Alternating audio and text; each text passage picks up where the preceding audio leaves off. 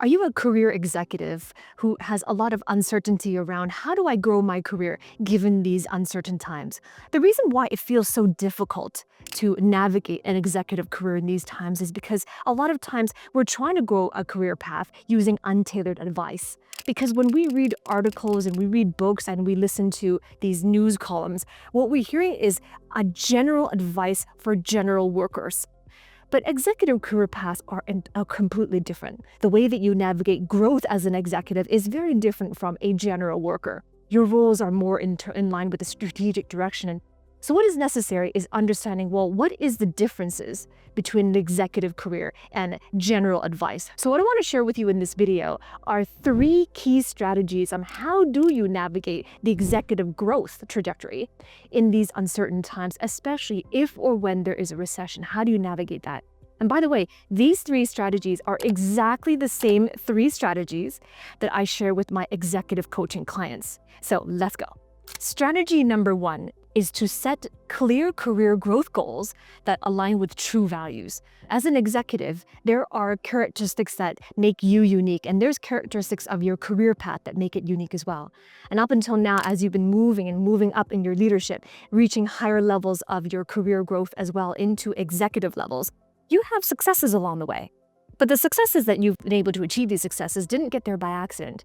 You had to become a different person. You had to adopt different values. You had to understand the characteristics of who you are and how your own characteristics really wove into the characteristics and the values of the company. So when you set clear career goals that align with true values, I'm not just referring to values that sound good. So here's what I mean by that. Oftentimes when I talk to my executive clients and I ask them, what are things that are important to you? What are values that you have? They say things like, well, integrity is very important.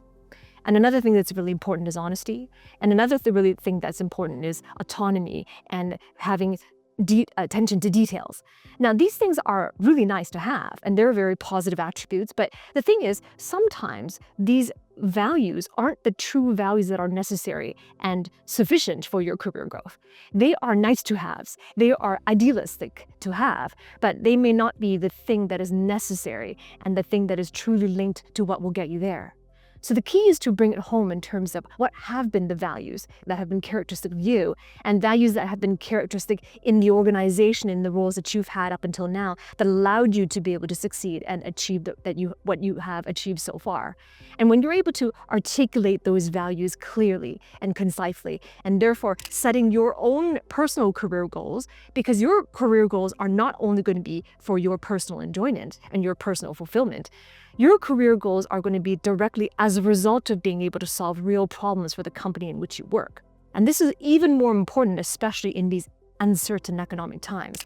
They want to know how you can bring and what you can bring to solve real problems that they will be having, and especially dynamic problems in marketplace uncertainties. So what are the values that are unique to that? Set your career goals linked to that and realize that your career goals are not just for you. They're to help the company solve these real problems, right? So that is strategy number 1, is to set those career goals, align with the values, and the values are true values.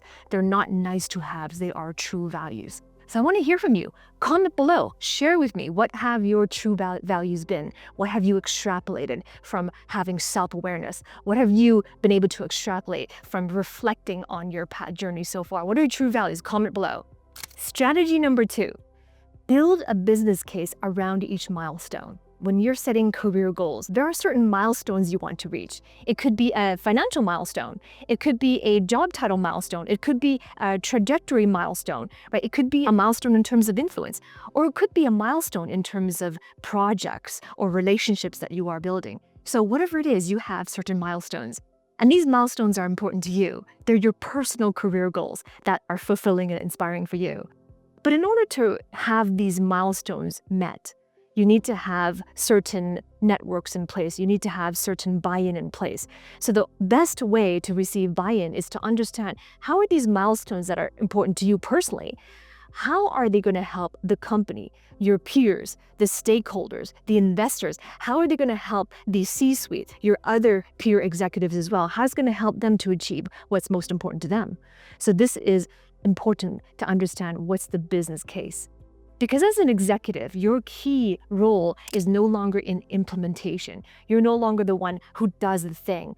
When you were back then, when you were an individual contributor, that was your primary role. You had to be good at what you did. You had to be skilled technically because you were hired to do a certain role and you got good at it. You had the routine of implementing those things every day. As an executive, it's less about the hard skills of what you do. It's more now around how do you build the business case. It's more around diplomacy. It's more around effective communication. It's more around getting buy-in. It's more around collaboration. And it's definitely more around how you see the interconnectedness of things. This is the business case. It's all of that. And if you're somebody who's listening and you're like, yes, there's certain weaknesses that I have. It could be diplomacy. It could be, for example, articulating that business case. It could be thinking about the interconnectedness. If you're wondering, how do I develop that skill? Then I invite you to work with me. Below this video in the description, there is a link below this video. And when you click that link, it is simply a form that you fill out to book a call with a member of my team to explore whether or not this is the right fit for you. And if it is, then you're going to be invited to come in, and every single week there's going to be training that I provide, tailored training for an executive career path.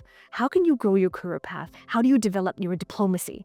How do you articulate your value? How do you build that business case? And more importantly, how do you see the interconnectedness between things so that you can have the strength and certainty to know how to navigate your executive growth, even during these uncertain economic times?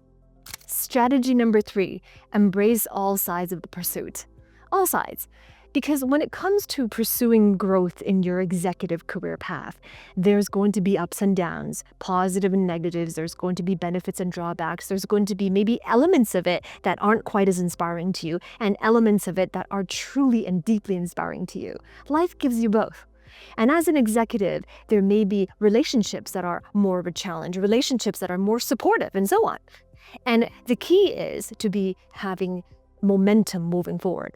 And the way to have momentum is to embrace both sides, because your pursuit will involve both sides. There's no such a thing as growth without challenges, or growth without negatives, or relationships without the other side of it as well. So the moment you can learn to embrace both sides of the pursuit, this is where you can grow in your confidence. This is where you can grow in your self-esteem and become the person you need to become to continue to have momentum in your career path. And so if you are somebody who's looking for more content around it, I have a video coming up next, and this is to show you the strategies on how do you develop the executive presence.